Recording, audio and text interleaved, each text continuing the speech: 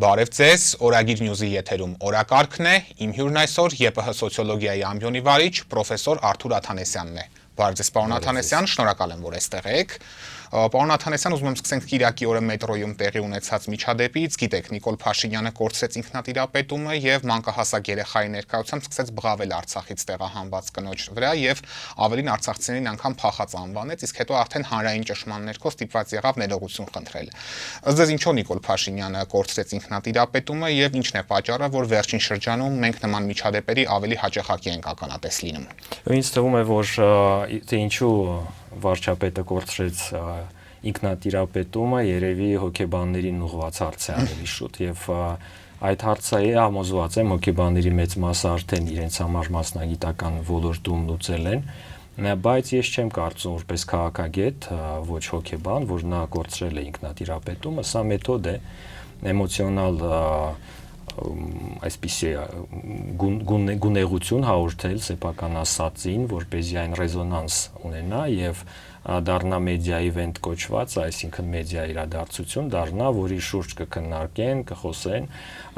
Ընդհանրապես քաղաքական գործիչները աշխատում են ոչ միայն վարկանիշի բարձրացման, այլ ճանաչելիության ակտիվ պահպանման ուղղությամբ եւ որպեսզի իրենց գոնե չմոռանան, ինչպես օրինակ փոփ աստղեր, որոնք որ ծերացած են եւ այլևս չեն երգում, իրենք ինչ որ սրիկայությունների մեջ են փորձում ներգրավել բարբերաբար, որպեսզի իրենց մասին չմոռանան,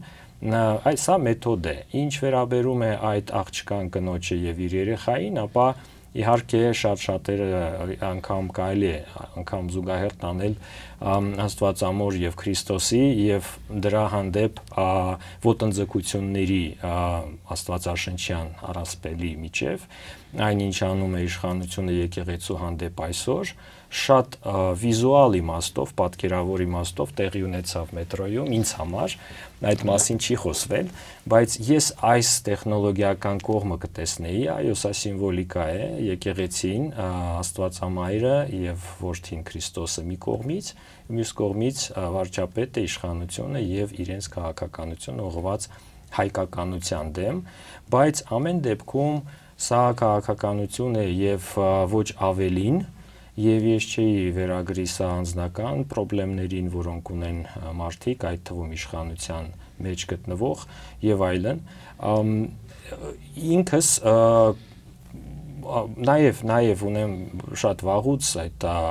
տխրությունը կարելի ասել որպես քաղաքացի եւ մարդ նրանով, որ մեր քաղաքական գործիչները նախկինում հազվադեպ էին մետրոյի իջնում, կոպիտ ասած իջնում, որովհետեւ իրենց համար դա իսկապես իջնել էր իրենց դիրքերից, Օլիմպոսից եւ այս մեր վարչապետը մեր ասելով նկատի ունեն պաշտոնապես երկրի դա անում է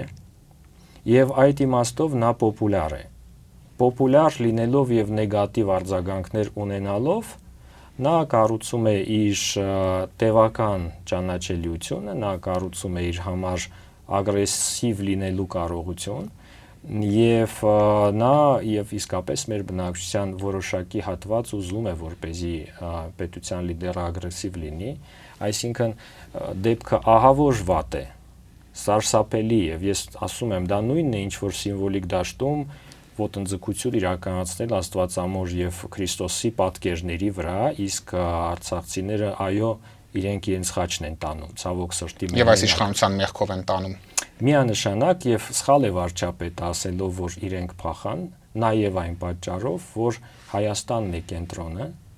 իսկ Արցախը ծայրամաս։ Դա նոր բան չի, դա աշխարհագրական իմաստով է այդպես, այնպես ինչպես Հայաստանն է կենտրոնը, իսկ Սփյուռքը ծայրամաս։ Եվ երբ որ ծայրամասը փակվում է, դա նշանակում է, որ կենտրոնը չի պաշտպանել։ Սա կենտրոնի եւ կառավարության մեղքն է։ Եվ ես կասեի, որ իշխանությունները փախան 20 թվականի պատերազմից եւ ոչ թե արցախցիները Արցախից։ Բայց միևնույն ժամանակ նույն Նիկոլ Փաշինյանը ագրեսիվ խոստույթից կարծես խուսափում էր մի շրջան արցախցիների նկատմամբ, նրանց մեր քույրերը, եղբայրներն էր անվանում, բայց այս դեպքում նա չզսպեց իր էմոցիաները եւ շատերի գնահատմամբ իր իրական վերաբերմունքը ցույց տվեց արցախցիների նկատմամբ։ Սա բացառապես հասարակության իր ընտրազանգվածի պահանջմունքները բավարարելու համատեքստում պետք է դիտարկենք, թե այնուամենայնիվ որոշակի այլ գործոններ էլ նպաստեցին, որ նա նման կեցված դրսևորի։ Նորից հարցը հոգեբաններին է։ ձեր դիտույթում չէ։ Պարոն Աթանեսյան, իսկ ինչ եք կարծում, եթե հանրային ճնշումը չլիներ, Նիկոլ Փաշինյանը ներողություն կխնդրեր արցախցի կնոջից, եւ եթե արդեն բուն ներողությանը անդրադառնանք, դա ձեզ համար որքանով էր անկեղծ։ Սա գիտեք ինչպիսի բան է, օրինակ մեդիա էթիկայի ոլորտում կան սկզբունքներ այն մասին, որ եթե դու խախտում ես ինչ որ մեկի արժանապատվությունը եւ դրա հետևանքով այդ ինչ որ մեկը դիցուկ ինքնասպան է լինում, եւ հետո դու ներողություն ես խնդրում, ապա քո ներողությունը պետք չէ եւ դատական օրինակ որոշումը վերաբերվելու է ոչ թե քո ներողություններին եւ մոտիվացմանը, այլ քո արարքին եւ դրա հետևանքներին։ Տվյալ դեպքում հետևանքը միանշանակ հստակ է, դա ատելության խոսք է եւ ատելության խոսքը պատժելի է։ Ես կուզեի, որ մեր իշխանությունների կառավարության վարչապետի այն որոշումները, որոնք վերջերս կայացվեցին ատելության խոսքի կանխման, կանխարգելման ուղղությամբ, վերաբերեն նաև իրենց։ Եվ սա շատ կարևոր է եւ իսկապես մեր բնակչությունը հոգնել է ատելության խոսքից։ Ինչ որ կանոնագիրք են ընդունել, որ իրենք էլ չպետք է հայհոյեին անգամ, եթե իրենց են հայհոյում, ես հիշում եմ։ Այո, բայց մասնագիտորեն մեզ հակառակ օրենքներ պետք ընդունել մի օրենք, որի համաձայն ցանկացած ընդգծում մեր ցակումնաբանության տարածքային սկզբունքով, արցախցի, ապարանցի, լեհնականցի եւ այլն պիտի պատժելի լիներ օրենքով, որովհետեւ սա ատելության եւ ուրեմն տարանջատման սկզբունք է մեր փոքրիկ ազգի մեջ, կամ Սփյուռքը հայաստանցիների մասին ու հայաստանցիները Սփյուռքի մասին ցանկացած նեգատիվ միտում պետք է պատժված լիներ, որպեսզի մենք միասնականությունը չկորցնեինք եւ չենք կորցրել շնորհիվ adekvat նորմալ մեր հայրենակիցների, ովքեր մեծամասնություն են, ես համոզված եմ։ Պարոն Աթանեսյան, նաև ակնհայտ է, որ ընտրություններին ընդառաջ իշխանությունը մեր հանրությանը պատերազմով է շանտաժանում, բաց տեքստով հայտարարում են, որ եթե մենք չընտրվենք, ապա պատերազմ է լինելու։ Օրերս Նիկոլ Փաշինյանը անգամ այդ պատերազմի ժամկետը նշեց՝ սեպտեմբեր ամիսը։ Ձեզ հայտնի է աշխարհում որևէ այլ երկրի ղեկավար, ով սեփական ժողովրդին պատերազմով է շանտաժ անում, եւ ձեր գնահատմամբ այս շանտաժը հանրային տրամադրությունների վրա ինչպիսի ազդեցություն կունենա։ Կստիպի մարդկանց քվեարկել իշխանության օգտին, թե հակառակ գործողությանը կդրթի։ Վատն այն է, որ սա շանտաժ չէ, սա առավել հավանական սցենար է բոլոր դեպքերում։ Ես կարծում եմ, որ իշխանությունների շարունակականությունը այս փուլում միջև ընտրություններ պայմանավորված էր հենց դրանով, որպեսզի որ մեր հակառակորդները, մեր թշնամիները կարողանան ավելի լավ պատրաստվել հերթական հարձակմանը Հայաստանի վրա բոլոր ֆրոնտներով։ Եվ դրա համար պետք էր մեկը, ով կպահպանի այստեղ անդորը։ Այդ մեկը ինչպես է կարծում, դա իր գործն է, բայց ես հասկանում եմ ինչպես է կարծում թշնամին։ Միջազգային հարաբերությունների տեսություններից մեկը այն մասին է, որ եթե որևէ պետություն կարող է հարձակվել մյուսի վրա, նա անպայման հարձակվում է, անգամ եթե նրան դա պետք չէ։ Նա անպայման հարձակվում է։ Եվ այդ իմաստով Ադրբեջանը այսօր կարող է հարձակվել մեզ վրա։ Դա նշանակում է, որ կհարձակվի անկախ նրանից կլինի Փաշինյանը, թե ընդդիմության կողմից ձևավորված իշխանությունը։ Այսինքն առավել հավանական սյուժեն արտաքին քաղաքականության առումով սա է լինելու է դաշնանը, թե ամառվա վերջում դա ուրիշ խնդիր, բայց այն, որ դա լինելու է առավել հավանականորեն, եթե ոչ մի բան չփոխվի միջազգային ասպարեզում, ոչ թե մեր իշխանություններում, ապա դա ըստ էության փաստ է եւ պետք է այդ մասին խոսել։ Ինչ է անելու Փաշինյանը, եթե ընտրվի եւ երբ որ նորից լինի պատերազմ, երևի շարունակելու է իր գիծը տալով տարածքներ եւ համաձայնություններ գալով։ Ինչ է անելու իշխանությունը, եթե այն մեծամասամբ լինի ընդդիմադիր, երևի փորձելու է տեղավորվել այս միջազգային իրադարձությունների սահմաններում, օգտագործելով արկա ռեսուրսները Հայաստանի, որոնք չեն փոխվելու, ինչպիսին որ այսօր են, այդպես էլ կլինի հետո, մարդկային ռեսուրսի առումով շարունակելու է արտագաղթել մեր բնակչությունը եւ այս ընտրություններից հետո մի սեգմենտ եւս կարտագաղթի, եթե հաղթի այս իշխանությունը ընդդիմության եւ ընդհանրապես ընդդիմադիր կեցվածք ունեցող մեր բնակչության մի մասը լրիվ կհիասթափվի եւ կգնա, եթե իշխանությունը մեծամասամբ ձևավորեն ընդդիմադիր ուժերը, ապա այս իշխանության մեջ գտնվող եւ իրեն սատարող մարդկանց մի մասը կթողնի կգնա, այսինքն մեր մարդկային դեմոգրաֆիական ներուժը ավելի կփոքրանա եւ այդ մասին հստակ գիտի Ադրբեջանը այսօր, այնպես որ պատերազմը շատ հավանական է։ Այսինքն բոլոր դեպքերում փաստացի նշում եք անխուսափելի պատերազմի հետ գործ ունենք։ Շատ հավանական։ Իսկ ինչպես կարող է Հայաստանը չեզոքացնել այդ պատերազմը, իհարկե դուք առավելապես արտաքին գործոններով եք սա պայմանավորում, բայց եթե մենք ունենանք adekvat իշխանություն իրավիճակին տիրապետող, ինչ քայլերի միջոցով այդ ռիսկը հնարավոր կլինի նվազագույնի հասցնել։ Այդ դրա համար շատ կարևոր է անհրաժեշտ է ունենալ այն ներքին տեղեկատվությունը, որը մենք ձեզ հետ չունենք եւ ինչ կարող է անել Հայաստանը։ Ես համոզված եմ, որ այն կեղծ խոսույթը, թե մեր բանակը որևէ խնդիր չի կարող լուծել, կեղծ է եւ ուղղորդված է։ Այն ես համոզված եմ ցանկացած համակարգ, իսկ մեր բանակը համակարգ է, մի շարք գործառույթներ կարողանում է լուծել միշտ։ Օրինակ առողջապահական համակարգը եւս, օրինակ բարդ վիրահատություններ, ռակի բուժում, որոշակի իմաստով չես կարող իրականացնել, բայց որոշ այլ գործառույթներ շատ լավ կատարում ես Հայաստանում, սրտի վիրահատություններ եւ այլն, տեսողության շտկում, պլաստիկ վիրահատություններով մենք հայտնի ենք, այսինքն նույնը բանակն է, այն մի շարք գործառույթներ հաստատ իրականացնելու է եւ հաստատ ոչ պակաս էֆեկտիվ, քան միշտ, եւ այդ իմաստով, դա մարտավարության եւ ռազմավարության խնդիր է, ես կուզեի, որ մենք չմոռանանք հին ասացվածք, ով ուզում է խաղաղություն, պետք է պատրաստվի պատերազմի եւ ոչ թե ընտրությունների։ Մեզանում մենք շարունակում ենք անել այն ամեն ինչը, ինչ մեր պատմությունը մեզ ցույց տալով, դաս տալով չկարողացավ սովորեցնել։ Դասեր չենք կարողանում քաղել ցավոք սրտի։ Այո, միավորվել է պետք դժվար վիճակներում եւ ոչ թե տարանջատել, անգամ մետրոյի վագոնում չպետք է դիսկուրս ծավալես այն մասին, որ մենք տարբեր ենք։ Եվ ցավոք սրտի մեր իշխանությունները այդ ամբողջը խախտում են։ Բայց այս ֆոնին նաև իշխանությունը հայտարարում է, որ մեր խաղաղությունը անշրջելի է եւ նույն Թրամփի ուղու շուրջ պայմանավորվածությունների համատեքստում հայտարարում են, որ իրենց 99 տարով հաջողվել է երաշխավորել Հայաստանի ինքնիշխանությունը, տարածքային ամբողջականությունը եւ նաև անկախությունը։ Հենց այս համատեքստում, եթե անդրադառնանք, որքանով կարող է հիշյալ պայմանավորվածությունը մեզ կանխել հնարավոր պատերազմը եւ մեր անվտանգությունը երաշխավորել։ Հա, ես վերջերս այդ մասին եւս խոսեցի, ինչ է TRIP-ը, պատկերավոր ասված, եթե մենք ապրում ենք մի հարկում մեկ այլ հարևանի հետ, ունենալով մեկ բնակարան, իսկ ինքը երկու կողմից երկու բնակարաններ, մենք նույնպես երկու բնակարան ունեինք մինչև 20 թիվը։ Եվ դրա շնորհիվ կարողանում էինք ճկուն լինել, մենք այդ երկրորդ բնակարանը այնքան վատ պահեցինք, դուրը նորմալ չծածկելով, այդտեղ ապրող մեր ընտանիքի անդամներին չաջակցելով, չբնակեցնելով, փոշին չհավաքելով, չվերանորոգելով, այո, որ այդտեղ սկզբից եկավ 1 հոգի, հետո 20 հոգի թշնամիներ, ես նկատի ունեմ տեղեկատվությամբ եկան, տնտեսական սահմանափակումներով եկան եւ մենք կորցրեցինք մեր երկրորդ բնակարանը։ Մինչդեռ թշնամին ունի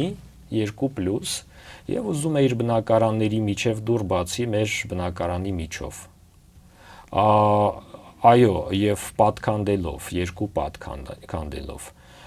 եւ անցուդարձ անելով մեր տնով։ Յուրաքանչյուրս դա չէր ուզենա, բայց չգիտես ինչու պաշտոնապես օքեյ ենք դրա հետ։ Բայց ամեն մեկից հարցրեք, թե կուզեինք, որ մեր արևանները անցուդարձ անեին մեր տան միջով, իհարկե ոչ չէինք ուզենա,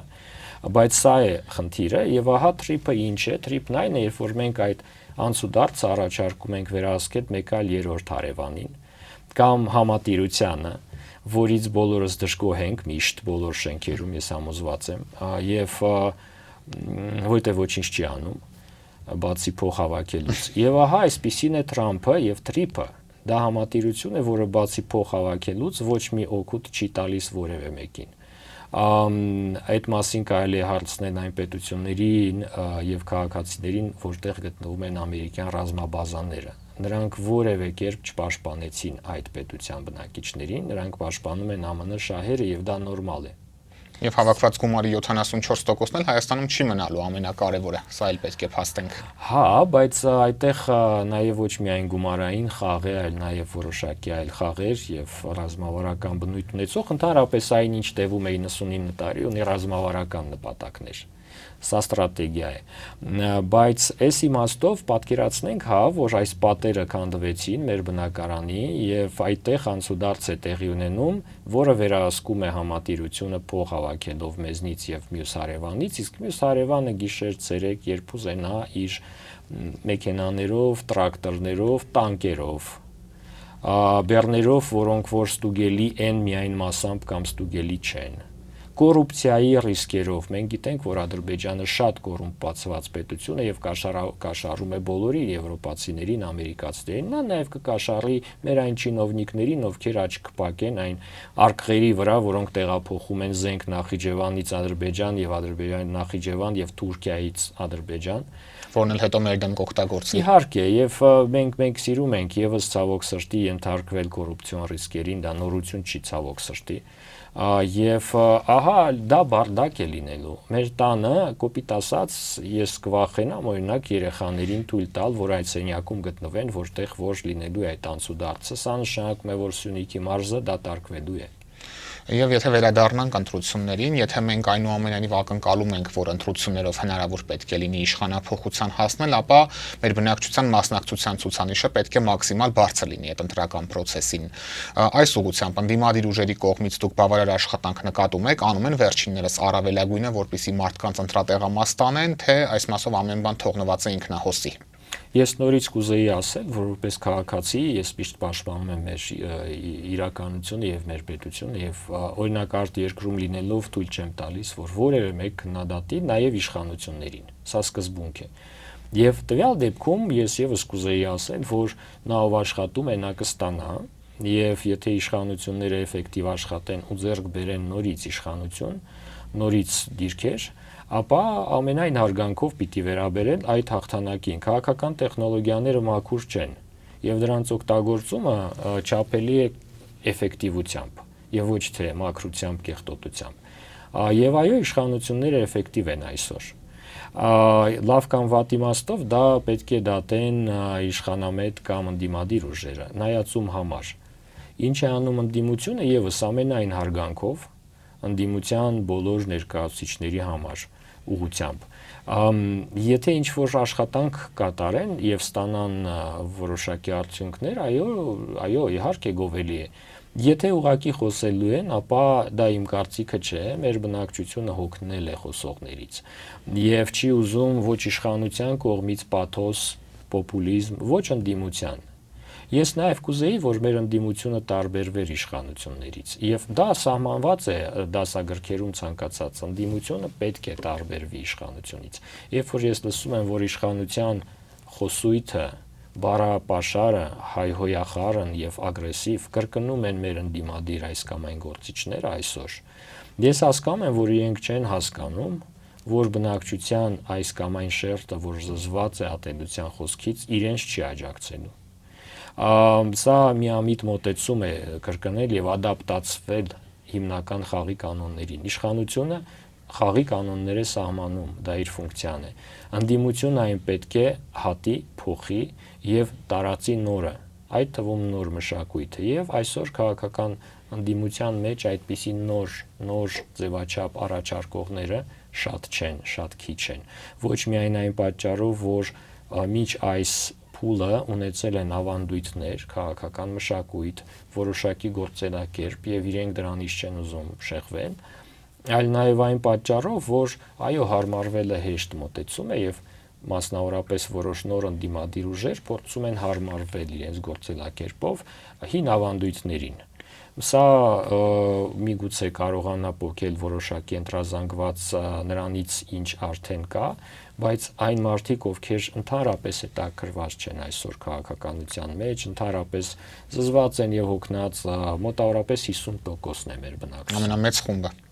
Իրենց չի հետաքրի հին խոսույթը նոր դեմքերով։ Իսկ այս մարդիկ ինչ են ուզում, իրենց ինչ պետք է առաջարկեն իրական ընդդիմադիր ուժերը, ովքեր իշխանության են ձգտում։ Ես կարծում եմ, որ ընդհանրապես այո, դա ժամանակն է մարդկանց հարցնել, ինչ են իրենք ուզում եւ ինչու չեն ուզում աջակցել այս իշխանություններին։ Ես լինելով վարչապետ էլի կգնայի մետրո, բայց կհարցնեի մեր արցախցի կնոջը, լենինականցի կնոջը, ասենք կիրովականցի տղամարդուն, ինչպես է ինքը ուզում ապրել այս երկրում եւ փոխանակ պաթոսով զբաղվելը կգնայի իմ աշխատասենյակ եւ այդ ուղղությամբ կաշխատեի, բայց այս իմաստով եւ ցույց չէի տա ինչպես եմ հաց ուտում, սա էլ է շատ կարեւոր, միգուցե արտերկրի տեխնոլոգներ հուշել են, որ պետք է հաց ուտել եւ հայերը սիրում են հաց ուտել, բայց արտերկրի տեխնոլոգներ ում մենք հաց ենք տվել եւ հյուրընկալել ենք պատմականորեն, որտեղ մենք հյուրասեր ազգ ենք, մենք իրենց չենք ասել, որ հաց ուտելը միայն լինում է տանը եւ ոչ թե փողոցում կամ ոչ թե վիդեոյում, ավտոբուսի մեջ առավել եւս։ Եվ սա այդ կեղծ օգնությունն է, որ արտերկրի աջակիցներ ցուցադրում են մեր իշխանություններին եւ անմակարդակ ու սխալ։ Սա է հարցը, բայց 50% բնակչության չի ուզում այն, ինչ արդեն կա։ Եվ եթե դու նորովի ես մատուցում ինչ կա կամ հին ձևով չի աշխատելու նոր 50%-ի համար, հին 50%-ի համար աշխատելու եւ աշխատում է, բայց այն մարդիկ, ովքեր եւ երիտասարդ են, եւ տարեց են, եւ խելացի են, եւ ոչ այնքան, դա նորմալ է, ովքեր զբաղված են շատ կամ ասենք պարապ են մնացել, իրենք ուզում են հույս եւ ուզում են ապացույցներ, որ այդ հույսը իրականացվելու է եւ հույսի փոխարեն սպառնալիքը կամ վախեցնելը չի աշխատում։ Պարոն Աթանեսյան, այս ընտրություններում առանցքային ընդդիմադիր ուժը կարծես թե Սամվել Կարապետյանի Ուժեղ Հայաստան կուսակցությունն է։ Դուք ձեր հարցազրույցներից մեկում նշել էիք, որ Կարապետյանից շատերը Իվանիշվիլիի սցենարն են ակնկալում, վրացական մոդելը։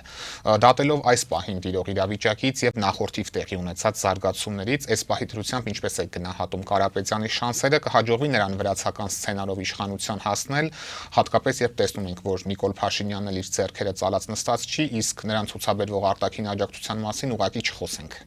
Ես ամենայն հարգանքով եմ վերաբերում գործընկերներին եւ պարոն Կարապետյանին եւ իր աջակիցներին միանշանակ,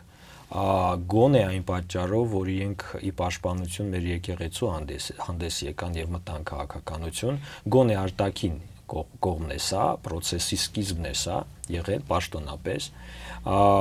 եւ շատ նման է սյուժեն, այո, այն իմաստով, որ Ռուսաստանից եկող մեծահարուստ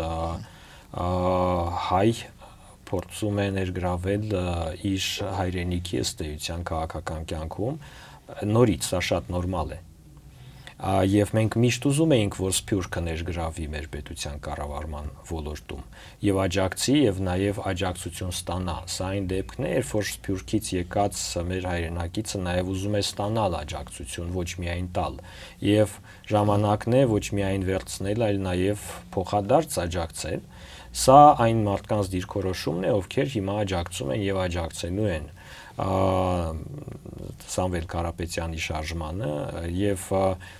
սա քաղաքական մրցակցության մի մասն է, զգալի մասն է այսօր։ Ինչը այլ կերպ կանեի իրենց փոխարեն, եթե ինձ հարցնեին, ես առաջինը մի փոքր կփոքրացնեի Կարապետյանների արկայությունը այս ուժի արտաքին մասում, կողմում, իմիջում։ Կարապետյանները շատ են տվյալ ուրեմն ուժի հետ ասոցացման տեսանկյունից եւ մեկ կուսակցություն, մեկ ընտանիք այդ պատկերը պետք է փոխել։ Առաջինը սա է, այլ մարդիկ պետք է ներգրավեն նաեւ այդտեղ եւ լինեն հետաքրքիր մրցունակ ժամանակակից հայրենասեր, շատ կարեւոր է։ Երկրորդ բանը, ինչ ես կանեի, իսկապես իրենց էլ է դա պետք զգալ մեր բոլորիս հայրենակիցների տարբերությունները, որովհետեւ Ռուսաստանում ապրող հայեր շատ հաճախ իմ դիտարկումներով, ես էլ եմ շատ ինտեգրված նաև եւ ամերիկահայության եւ Ռուսաստանի հայության հետ շփումներում որպես մասնագետ եւ մարդ, ես նկատել եմ, որ օրինակ ամերիկահայերը շատ տարբեր են։ Մինչդեռ Ռուսաստանի հայերը զգալիորեն նման են միմյանց։ Ֆինանսական գործունեությամբ են զբաղվում մեծամասամբ, ուշադրություն չեն դարձնում ռուսերեն լեզվի ազատ տիրապետման կարևորությանը, ի տարբերություն ադրբեջանական օրինակ համայնքի ղեկավարների, ուշադրություն չեն դարձնում նրան, որ Հայաստանում ապրող զանգվածը տարբեր մարզերից է, արցախցիներ են եւ այդ մարդիկ յուրահատկություններ ունեն, նաեւ բնակավայրային։ Ռուսաստանում բոլորը կարծես դառնում են Ռուսաստանի հայ միատեսակ, Եվ այդ տեսանկյունից գալ եւ տեսնել մեր հասարակությանը իրենց սխալը կլինի, պետք է կարողանան յուրահատկություններ տեսնել եւ այդ իմաստով շատ հստակ մի բարձ օրինակ բերեմ ձեզ, կրկեսը վերաբացվեց, նա կրկես է, բոլորը գիտեն, Երևանցի լինելը Երևանցու համար հպարտություն է եւ մենք գիտենք, որ սա հայկական կրկես էր, նաեւ աստղ կար դրա շենքի վերևում, Ենգիբարովը կար, որը հիմա էլ կա, բայց հիմա սա կոչվում է Տաշիր արենա եւ որպես խորհուրդ տվող ես խորհուրդ կտայի եւ այսօր էլ ուշ չեն նման այլ պրոյեկտների առումով խորհուրդ տալ եւ աջակցել եւ հուշել, որ պահպանեք այն ավանդական, մենք ավանդապաշտ ենք, մենք սիրում ենք մեր հինը, դրա համար ենք օրինակ նաեւ հպարտ նրանով, որ մեր մայրբուհը հին է, մի փոխեք սա անվանական ձևով, այն որ դա Տաշիր է, բոլորս գիտենք եւ դեմ չենք։ Եվ շահարկումների տեղիք մի տվեք սրանով իշխանության կողմից։ Դե եւ դա շատ པարզ բան էր եւ այն որ այդտեղ կրկես կգրվեր մի շարք սերունդների եւ մեծահասակների եւ երեխաների համար ավանդույթ, հետաքրքիր տեղ, մրցունակ տեղ, մենք էլ կրկես ունենք մտածողություն, այդ կրկեսը ունենք շնորհիվ Տաշիրի այս ամբողջը հստակ բարձ տրամաբանություն էր եւ կարիք չկար գրելու Տաշիր եւ արենա ռուսերեն լեզվով ընդ որում դա աբսուրդ է եւ այս ամբողջը տեխնոլոգիաներ են ես դրա համար եմ ասում ով այսօր լավ կաշխատի նա արդյունքների կգա եւ նորից եմ ասում խոսքը ոչ միայն ինչ որ մեկին աջակցելու մասին այլ պետությանը աջակցելու մասին է ես դա եմ ուզում անել եւ մեր պետությունը պետք է կրկես ունենա, մեր պետությունը պետք է ունենա վարչապետով գնում է մետրո եւ դա նորմալ է եւ ոչ թե քարոզելու համար է գնում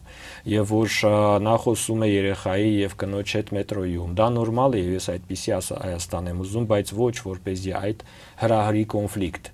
որպեսզի դա ստեղծի խնդիրներ, որպեսզի դա ատելության խոսք սերմանի եւ արվի քաղաքական ընտրարշավի համար միայն եւ միայն։ Ես դրան դեմ եմ։ Եվ նույն Սամվել Կարապետյանի ուժի համատեքստում մենք տեսնում ենք, որ այս ուժը բավականին բարձր նշաձող է սահմանել Սամվել Կարապետյանի տեխնացությունը որպես վարչապետի պաշտոնում առաջադրելով, գիտենք, սրա համար անհրաժեշտ է սահմանադրական մեծամասնություն ստանալ, որպեսզի համապատասխան սահմանադրական հոդվածը հնարավոր լինի փոխել։ Դուք սա որքանով եք իրատեսական համարում եւ նույն իշխանական շրջանակներից ես շատ եմ պնդում լսում, որ սա անիրատեսական է ու հենց դրա համար են իրենք նման բան արել, որպեսզի խուսափեն պատասխանատվությունից, նշելով այդ թվում են մարդկանց առաջ, ովքեր իրենց գործուղել են Հայաստան։ Դուք նշեցիք շատ ճիշտ Սաակաշվիլու ներողություն Իվանիշվիլու սյուժեն սցենարը Սաակաշվիլու սցենարը մեր իշխանություններն են առավել հավանականորեն եւ Իլիա II-ի դեպ մահվան հետ կապված նորից հիշատակվեց այն, որ Սաակաշվիլին ոտնձգություններով էր հանդես գալիս վրաց եկեղեցու եւ իրենց կաթողիկոսի դեմ։ Այս Սաակաշվիլու սցենար էր։ Իսկ հիմա Կարապետյանի դեպքը ինձ թվում է հավանական է եւ դա դրանում ոչ մի վատ կամ լավ բան չկա Իվանիշվիլու մոդել է որը վատը չէր ոչ թե ինձ համար այլ էֆեկտիվության առումով Վրաստանում բայց այդ մոդելի առումով իրենք հաղթահարեցին այն խնդրեմը ինչ դուք նշեցիք եւ ներկայացրեցին որպես վարչապետ մեկ այլ ներկայացուցիչ ով խնդրեմ չուներ գալու գնալու քաղաքացիության երկքաղաքացիության հետ եւ ես կարծում եի որ ուրեմն մեր ձևովը եւս դաշինք ձևավորելով մեկ այլ քաղաքական ընդդիմադիր ուժի հետ այդտեղից կառաջադրի վարչապետի տեխնացու լինելով նրա ետևում հենքում եւ այլն եւ ես կարծում եմ որ դեռ հնարավոր է այդ սցենարը հավանական է շատ այդ սցենարը դա չի նշանակում նորից որ սա անպայման վատ ինչ որ մի միջամտություն է մեր իրականության մեջ այլ ուժերից այլ պետություններից սա նշանակում է որ եւ մենք ի դեպ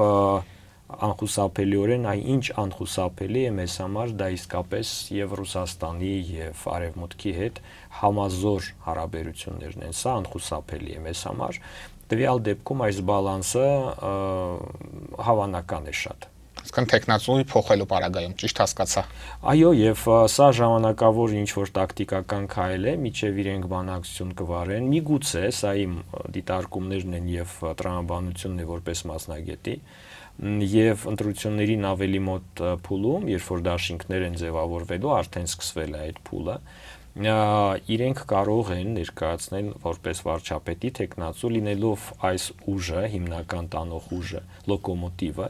ուղղակի գնացքում որպես վարող կնստեցնեն մեկ այլ քաղաքական ուժի ներկայացուցիչ վագոններից մեկից վերցված։ Սա մեկ գնացք է, ինքը նույն ուղղությամբ է գնում եւ ոչ մի խնդիր այդտեղ չկա։ Սա սցենար է, որ քաղաքական իմաստով էֆեկտիվություն է ցուցադրել արդեն։ Եվ պարոն Աթանեսյան, թեպետ մենք վերջին օրերին մեծ բարձ դարձավ, որ վեհապարին թույլ չտվեցին Վրաստան մեկնել եւ մասնակցել Իլյա II-ի հուղարկավորությանը, բայց այնուամենայնիվ իշխանությունների հակաեկեղեցական արշավը վերջին շրջանում որոշ չափով մեղմվել է։ Մենք տեսանք, որ մի շարք հոգեվորականներ կալանքից ազատ արձակվեցին, որոշների նկատմամբ էլ ավելի մեղմ խափանման միջոցներ կիրառվեց։ Ձեր գնահատմամբ ինչ է ի վերջո ստիպեց Փաշինյանին հետ քայլ կատարել, արդյոք սա պայմանավորված էր վարկանիշային եւ ձայների հնարավոր կորստով, թե նաև այլ շարժառիթներ եք տեսնում այս process-ում։ Ինձ թվում է Փաշինյանին ոչ ոք չի ստիպում այսօր որևէ մեկ չի ստիպում որևէ բան անել, բացի իսկապես գլոբալ ակտորներից, ովքեր որ խաղում են խոշոր խաղեր, ի տարբերություն մեր հայկական խաղի, որը խոշոր չէ։ Եվ նա այդ քայլերը անում է բոլոր հարցերում։ Նա օգտագործում է ուրեմն մահակի եւ թխվածքաբլիթի sticks and carrots մոտեցումը, ավանդական, նա սկզբից փափկեցնում է, հետո ծեծում, հետո նորից փափկեցնում, սպորտում էլ է այդպես, ով զբաղվել է սպորտով, գիտի, որ սպորտում եւս պիտի մի փոքր հետ քայլես, որպեսզի հարձակվես նորից, եւ սա թույլ է տալիս քեզ մի փոքր հանգստանալու, մինչդեռ քո հակառակորդը կմտածի, որ դու նահանջում ես եւ կթուլանա, եւ դու քո հաջորդ հարվածը կհասցնես։ Նորից եմ ասում, ցավոք սրտի մեր սպորտային տրամաբանությունը, քանի որ մենք չենք սիրում սպորտ բառից բուն իմաստով, բացառությամբ սպորտով զբաղվողների, ովքեր որ իսկապես մեր հերոսներն են եւ մեր սպորտսմենները իսկապես մեր հպարտությունն են եղել եւ կան, նաեւ պատերազմի փուլում, փրկելով մեր իմիջը դրական, բայց առօրյա մակարդակում սպորտային վարքը եւ մտածողությունը ցավոք մեզ մոտ տարածված չէ, միջդեռ սպորտը օգնում է հասկանալ քաղաքականություն եւ սա այն է ինչ անում է Փաշինյանը հետ քայլ որպեսզի հակառակորդը մտածի որ այլևս իր վրա չեն հարձակվելու եւ թուլանա իսկ հայտնի է որ մենք ցավոք սրտի ռեակտիվ մտածողություն ունենք, մենք արձագանքում ենք եւ ոչ թե նախահարձակ ենք լինում եւ երբ որ Փաշինյանը հետ քայլ է անում, եկեղեցին չի հարձակվում կամ մեկ այլ ընդդիմախոս չի հարձակվում մտածելով որ հա, ես հաղթեցի, բայց չես հաղթել եւ դեռևս նոր հարձակում լինելու է, բայց տվյալ փուլում արդեն ընտրություններից հետո նոր հարձակում չեմ կարծում, հիմա շուտով բայց տվյալ փուլում ստեյության հետնահանջ եղավ իշխանությունների եկեղեցուց այն պատճառով նաև որ մեր բնակչությունը ստվար զանգվածը զգալի զանգվածը նաև ֆիզիկապես հոգեպես պատրաստ եղավ ներկա լինելու աջակցելու մեր եկեղեցուն ոչ թե որտեղ ինքը լավն է նորից չխառնենք հասկացություններ կամ վատն է այլ որտեղ մերն է եւ մեր իմիջի մի մասն է, մեր ինքնության մի մասն է։ Նորից այն քննադատողները, ովքեր ասում են, որ եկեղեցում կան միշտ չէ որ լավ հոգեվորականներ, մենք չենք պաշտպանում հոգեվորականներին, մենք պաշտպանում ենք մեզ, որտեղ եկեղեցին մեր մի մասն է։ Եվ հիմարություն կլիներ մեզ չպաշտպանելու նախորդ փուլում հաղթեց հասարակությունը ստվար զանգվածը սոցիոլոգիական հետազոտությունների արդյունքներով եկեղեցու վարկանիշը ավելի աճեց 70% հասավ մինչև այո ավելի աճեց ընդ որում մեր գործընկերները ովքեր իրականացրել են հետազոտություն այդ մասին փաստում են որ դա հիմնականում եղավ Երևանաբնակ երիտասարդության շնորհիվ պատահականություններ չեն լինում եւ ամփոփելով պարոն Աթանեսյան ինչ է մեզ սպասվում եթե Նիկոլ Փաշինյանին հաջողվի վերարտադրվել իր իշխանության մեջ Ես կարծում եմ, որ իրեն գոնե այսօրվա դրությամբ կհաջողվի լինել պարլամենտական ուժերից մեկը հաստատ, ամեն դեպքում, այն, որ մեզ մոտ կա կեղծ խոսույթ, թե Փաշինյանը պիտի գնա, այդ պիտի գնան անհասկանալի մի բան է, եւ սա կարծես թե հեքիաթ է, որին ուզում են, որ բոլորս հավատանք, սա մեկ, պիտի գնալով չէ, երկրորդը այսօր գոնե, եթե ռեյտինգը պահպանվի իր, իսկ ինքը աշխատելու է դրա մեծացման ուղղությամբ, նա լինելու է ազգային ժողովի ուժերից մեկը, գոնե ամենակիչը, ընդ որում ոչ թե մարգինալ փոքր ուժերից, այլ զգալի ուժերից։ Այսինքն գուցե մանդատ վերցնի եւ գնա որպես падգամավոր աշխատի, եթե անգամ իշխանություն չլինի։ Եվ նա ես համոզված եմ չի խորշի դրանից, ոչ մի դեպքում նա կաշխատի падգամավոր, նա կաշխատի լրագրող, նա աշխատող է։ Սա էլ է, տեսեք, ես կուզեի, որ մեր ղեկավարները լինեն իրպես էներգիայով լի, բայց պլյուսով եւ ոչ թե մինուսով։ Բայց սա այն դեպքն է, երբ որ հավանական է նաև Ամերիկայի սցենար, այն իմաստով, որ լինելու են երկու խոշոր ուժեր պարլամենտում։ Եվ այդ իմաստով պետք է գնա, չպետք է գնան, չի աշխատելու բոլոր դեպքերում, նա լինելու է ազգային ժողովի զգալի մաս կազմող խմբով։ Եվ այո, ընդդիմությունը եւս կարող է լինել զգալի ուժ, սակայն ես կարծում եմ, որ այդտեղ չի լինելու մեծամասնություն եւ փոքրամասնություն, հավանական է երրորդ տարբերակը, երկու խոշոր ուժեր մրցակցող եւ մեզ պարզապես պետք է որպեսզի մենք աշխատենք ելնելով իրականությունից մի կողմից, իսկ իրականությունը հայանպաստ չէ այսօր տարածաշրջանում մասնավորապես, բայց մյուս կողմից որպեսզի մենք ելնենք մեր շահերից եւ փորձենք ամեն դեպքում մեր շահերը իրականացնել այս բարդ պայմաններում։ Սա սկզբունք է, որով պիտի առաջնորդվեն այն ուժերը, որոնք ազգային ժողովում կհայտնվեն։ Շնորհակալ եմ պարոն Աթանեսյան հետաքրքիր զրույցի համար։ Ես էլ։ Օրակարգն այսօր այսպիսին էր, այն ամփոփեցինք ԵՊՀ սոցիոլոգիայի ամբիոնի վարիչ պրոֆեսոր Արթուր Աթանեսյանի հետ։ Կհանդիպենք։